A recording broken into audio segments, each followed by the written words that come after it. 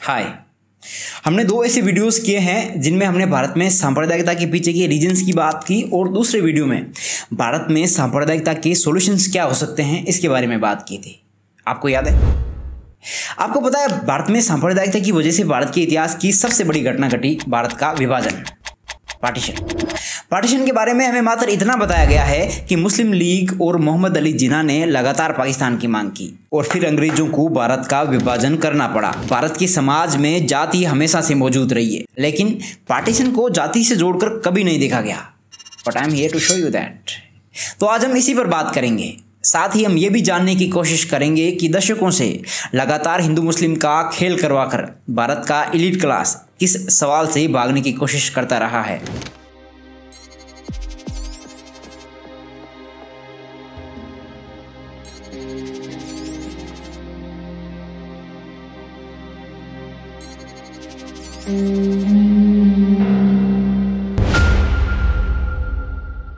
Sachar committee की report कहती है कि भारत में मुस्लिम आबादी का 70 से 80% लोअर कास्ट मुस्लिम्स है। ये 70-80% लोग हिंदू जाति व्यवस्था के सभी की फीचर्स प्रैक्टिस करते हैं, लेकिन भारत के आम नागरिक को लगता है कि मुस्लिम्स में जाति नहीं होती।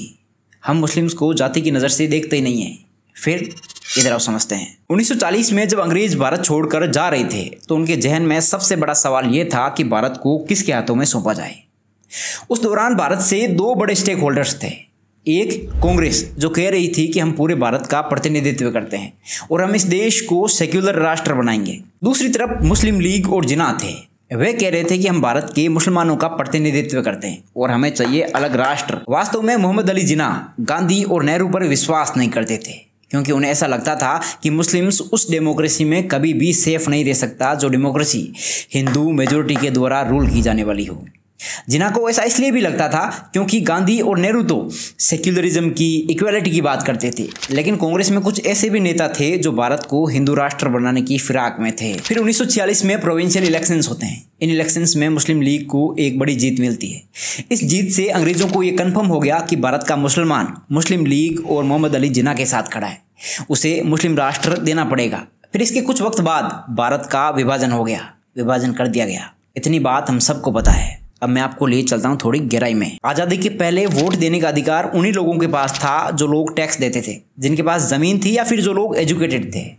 तो इस क्राइटेरिया में उस वक्त सिर्फ 12% मुस्लिम्स आते थे और इन 12% मुस्लिम्स ने वोट दिया मोहम्मद अली जिन्ना की मुस्लिम लीग को। उस वक्त एक और पार्टी थी, अब्दुल कयूम अंसारी द्वारा लीड की जा रही ऑल इंडिया मोमिन कॉन्फ्रेंस। मोमिन कॉन्फ्रेंस को मुस्लिम में शूद्र समझी जाने वाली जाति मोमिन या अंसारी, जिन्हें जुला कहा जाता है, से आने वाले नेता लीड कर रहे थे। अंसारी भारत की सबसे बड़ी मुस्लिम ओबीसी कम्युनिटी है जो बुनकर या वीवर का काम करती है।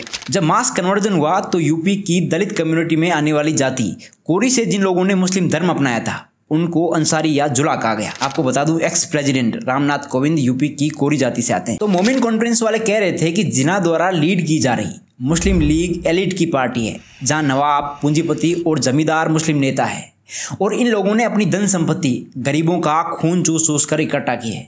मोमिन कॉन्फ्रेंस वाले ये भी आरोप लगा रहे थे कि अंसारी या जुला जैसी मुस्लिम जातियां जातिगत भेदभाव का सामना करती है, जिस वजह से उन्हें उचित मौके नहीं मिलते। कुल मिलाकर मोमिन कॉन्फ्रेंस वाले मुस्लिम्स में मौजूद जातिवाद को मुद्दा बनाना चाहते थे। हालांकि मुस्लिमों का पवित्र धर्म ग्रंथ जाति के बारे में बात नहीं करता, लेकिन भारत का मुसलमान ठीक उसी तरीके से कास्टिस्ट है जिस तरीके से भारत का हिंदू।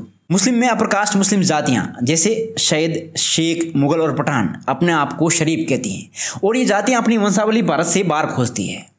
इसके बाद आती है इनसे नीचे वाली लोअर कास्ट मुस्लिम जातियां जैसे अंसारी, राइंस, कुल्लू, इद्रिसिस। फिर इनसे नीचे आती है मुस्लिमों की दलित जातियां जैसे हलालखोर, धोबी, लाल बेगी और नट। तो अब कोई अपर कास्ट हिंदू, शूद्र या दलित मुस्लिम धर्म अपनाता है तो जैसी जाति वो छोड़कर गया है वैसी ही जाति में उसे आगे जगह दे दी जाती है। यानी भारत में जाति वो आधार है जिसके अनुसार सोसाइटी में रिस्पेक्ट और रिसोर्सेज का डिस्ट्रीब्यूशन होता है। ये वो सच्चाई है जो धर्म बदलने के बाद भी नहीं बदलती। अब वापस आओ मोमिन कॉन्फ्रेंस पर। 1930 और 1940 के दशक के दौरान मोमिन कॉन्फ्रेंस ने पूरे भारत में अलग अलग जगहों पर हजारों लोगों को इकट्ठा करके कई रैलियां, कई मीटिंग्स की, क्योंकि जिन्ना भारत के कुछ हिस्से को पाकिस्तान बनाना चाहते थे। तो मोमिन कॉन्फ्रेंस वाले कह रहे थे कि जिस रीजन को जिन्ना पाकिस्तान बना रहे हैं उस रीजन में रहने वाले मुस्लिम्स की तुलना में हमारे क्षेत्र में रहने वाले हिंदुओं से ज़्यादा समानता है। अब यार आप खुद सोचो, एक लाहौर में रहने वाला मुसलमान है, दूसरा बिहार के किसी गांव में है, तो ओबियसली बिहार के गांव में रहने वाला मुसलमान उस गांव के हिंदुओं के साथ ज़्यादा समानता महसूस करेगा। दूसरा, मुस्लिम कॉन्फ्रेंस के लोग ये भी कह रहे थे कि ऊंची जाति के मुस्लिम्स अक्सर नीची जाति के मुस्लिम्स के साथ अन्याय करते हैं, तो इसकी क्या गारंटी है कि बनने वाले पाकिस्तान में नीची जाति के मुस्लिम्स के साथ ऊंची जाति का मुस्लिम अत्याचार नहीं करेगा। इन दो आर्ग्यूमेंट के साथ मोमिन कॉन्फ्रेंस जिना की पाकिस्तान की मांग का खूब विरोध कर रही थी। मोमिन कॉन्फ्रेंस द्वारा उठाया जा रहा जाति का सवाल जिना एंड कंपनी के लिए बहुत इनकन्वीनियंट था, एकदम असुविधाजनक, क्योंकि जिना की टू नेशन थ्योरी इसी बात पर आधारित थी कि हिंदू और मुस्लिम्स दो अलग राष्ट्र हैं, where religion is only defining identity. अब अगर मुस्लिम्स के अलग अलग जाति में बंटे होने के फैक्ट को ज़्यादा लोग रिकॉग्नाइज करते तो जिना द्वारा की जा रही पाकिस्तान की मांग सेंसलेस हो जाती है।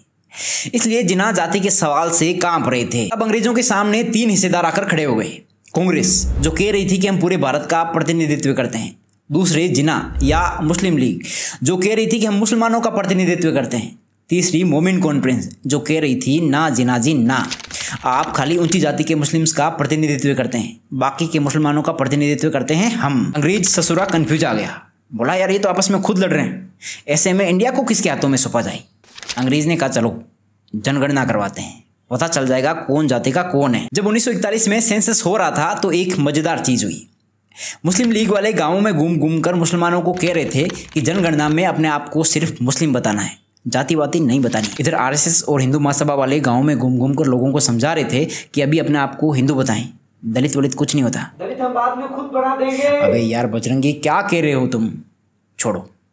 तो तीसरी पार्टी मोमिन कॉन्फ्रेंस अब ये चाह रहे थे कि जनगणना में मुस्लिम अपनी जाति बताएं ताकि जिना और मुस्लिम लीग को एक्सपोज किया जा सके। अब सवाल यह है कि जब जिना का विरोध मुस्लिम कम्युनिटी के अंदर से ही हो रहा था तो विरोध करने वालों की बात सुनी क्यों नहीं गई?